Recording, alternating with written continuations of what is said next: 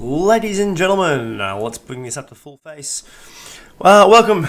Our discussion today is we're going to talk about one of the most popular topics in training at the moment, which is HIIT training. So this is a word that gets thrown around the gym a lot. Like, do you do HIIT training or HIIT? What does HIIT training mean? So when you throw that around, most people have a preconceived notion of what HIIT training is. So HIIT stands for, let me bring my mic a little bit closer here, high intensity interval training. Okay, so most people, when you say things like that, get in their mind just this blurred frenzy of physical activity, and that's kind of not wrong. But let's talk about what exactly HIIT training is, what it can be, what the benefits are, and what it's not. So HIIT training, so look, by definition, HIIT training is high intensity interval trainings. So it's designed to get your metabolism elevated anywhere from 6 seconds up to 4 minutes, and then to break that up with periodic rest breaks. So your metabolism goes up, it brings it down, it goes up, it brings it down. And without getting too much into the science behind all that yet, that essentially puts your body in a state of constant flux, which initially you don't deal with that well. So it burns a bucket load of calories and improves your fitness by sheer dint of your body adjusting constantly. In essence, you never achieve a steady state of repetition action. So you know when you go for a jog and you have that speed that you're like, okay, I feel kind of comfortable here. The idea is you never hit that. So let me just switch my camera back over here a little bit, because I'm going to jump over to a few different screens. Rightio. So, before I read what's on here, because this is talking about VO2 Max, I'm going to come back to that in a minute. Some of the misnomers of high intensity interval training. So everybody thinks, there's tuck jumps and burpees. You've got to be jumping onto boxes or doing all these explosive moves. Look, that is one really effective way of doing training. Absolutely, that stuff works brilliantly, but it's not the only way. High intensity does not mean high impact. You could absolutely do this with almost zero impact on your joints, which is fabulous for injuries. Perhaps you have a long-standing injury, maybe you've torn something, one of those major ligaments in your knee, elbow, shoulder, and you can't do that sort of stuff anymore. That's fine. There are ways around that. Look at that. Facebook post. I'm going to have to blur that out later. So, if I pull up some images here, this is what a lot of people think. So things like battle ropes. So swinging these, like you swing these up and down. If you haven't used battle ropes before, you swing these up and down against the floor quite hard. That's not a high impact exercise. This is a high impact. This is often what people think. So doing jumps onto a box, be it a soft box or a hard box. I am not a fan of hard boxes. This is a really good way to lose a lot of skin off your shins.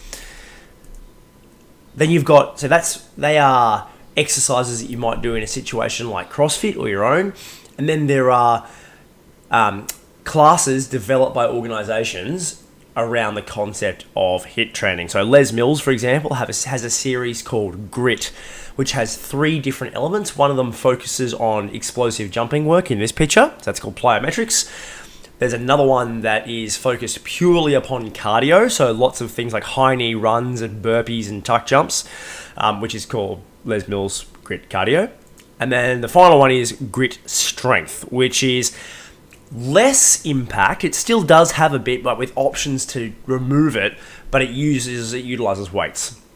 And all 3 of those have quite a different effect on your body, and they feel different depending, but it depends on how you as a person train. So if you are much better at strength, you might be more inclined to head towards that way, or conversely, if your power to strength ratio is pretty good, maybe you want to head the cardio option to start to develop your skills in that area.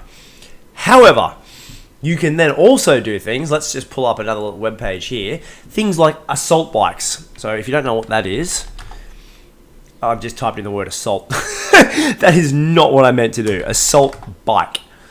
It's not Google, the other one. So the assault bike. So these devices here an assault bike. They go by many names. Assault bike is just a brand name. So they're called Airdyne. They're basically a bike that utilizes both your upper body and your legs to strip oxygen out of you and make you work really hard from a whole body perspective. There is almost zero impact in that. There's no jarring impact at all, and it utilizes your entire body, or maybe just your upper body if you don't want to use the pedals.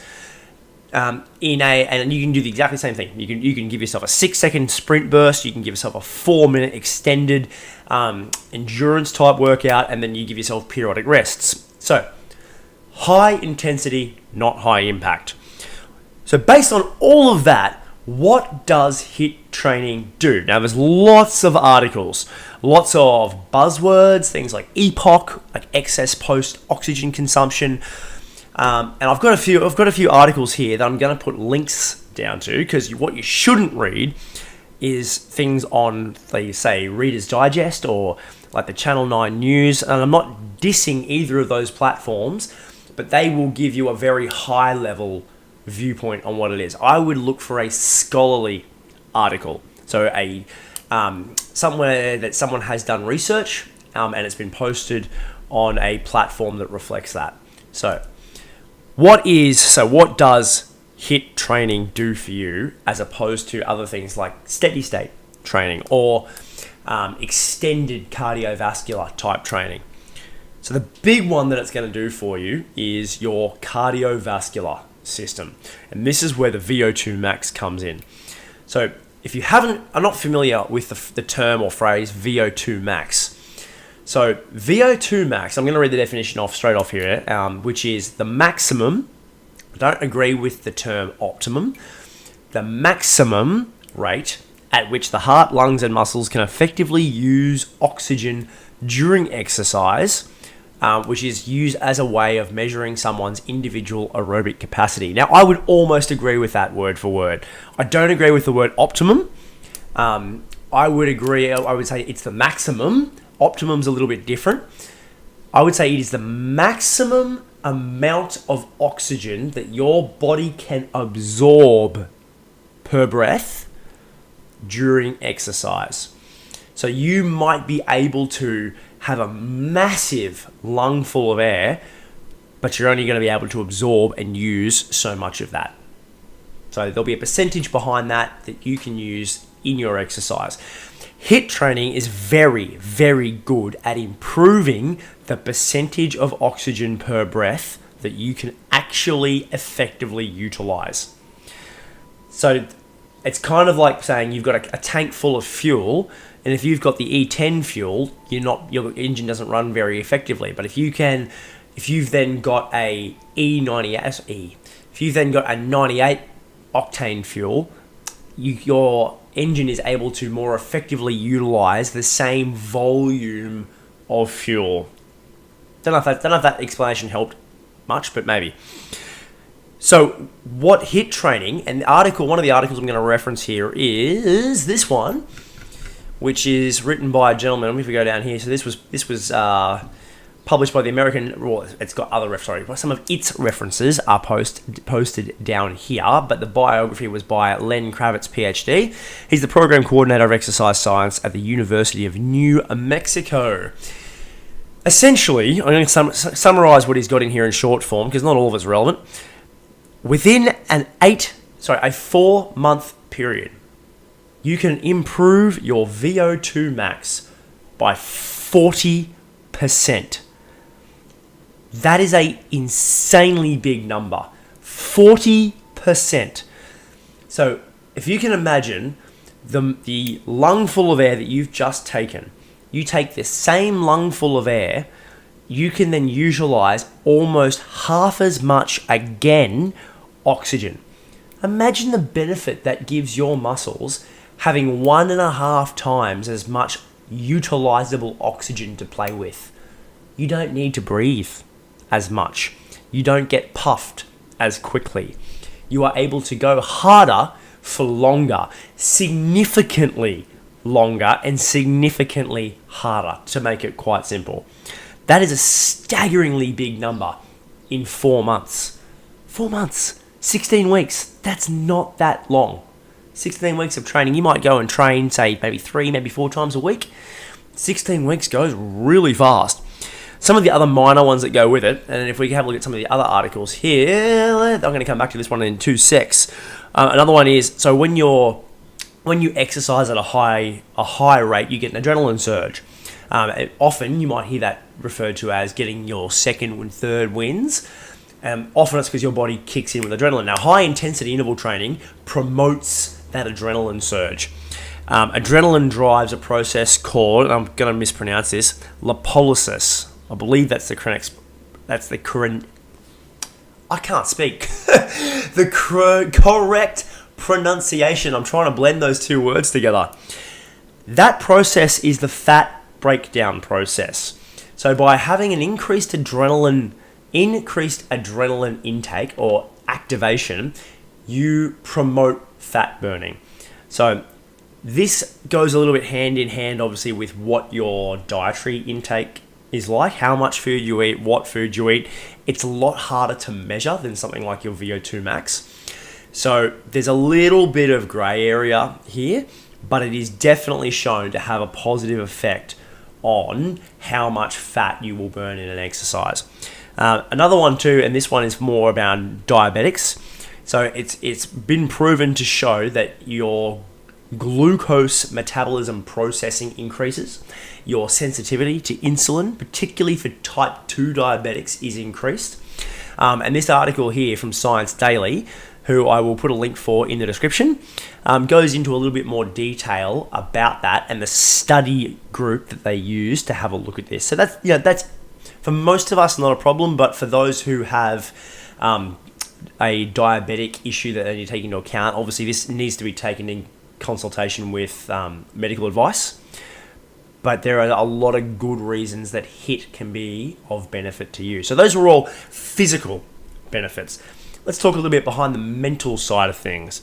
Now, with the mental, let's just change this up. On the mental side, so HIIT is so good because HIIT is often very, very short. It is unsustainable to push yourself to 80 to 100% efforts for much more than half an hour. Again, that's a very broad statement, but in general.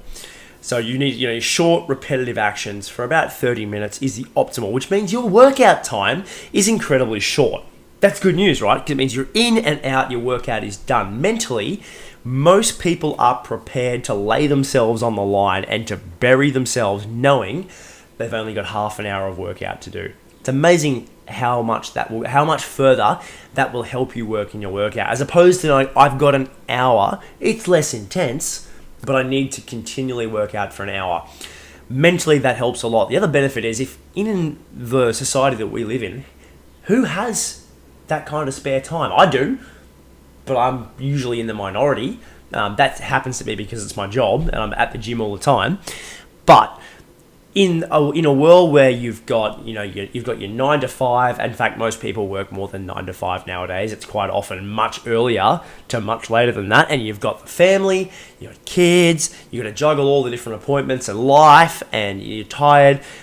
Most people don't have time to come in and smash a workout out for an hour. So 30 minutes is perfect from a time management point of view.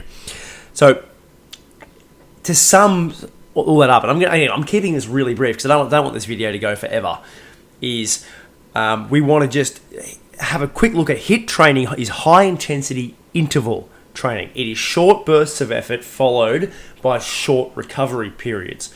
It should be around about half an hour. It does not mean high impact. There are definitely ways to do a high intense workout without doing a high impact workout. And I would strongly encourage you, jump onto Google. The internet's actually pretty good in terms of providing workouts. Otherwise, send us a message. This is something that we specialize in. A lot of our training revolves around high intensity workouts in 30-minute formats. Send us a message if you'd like to get some more information or perhaps even a workout or two. We'd be happy to send that through to you. And then also the last one I want to talk about is it's not particularly age dependent. So people think once you get to a certain age, you shouldn't stress your body to that, the levels like the 80% level. If you are healthy, if you are a 75 years old and you are healthy, there is absolutely no reason that you can't do HIIT.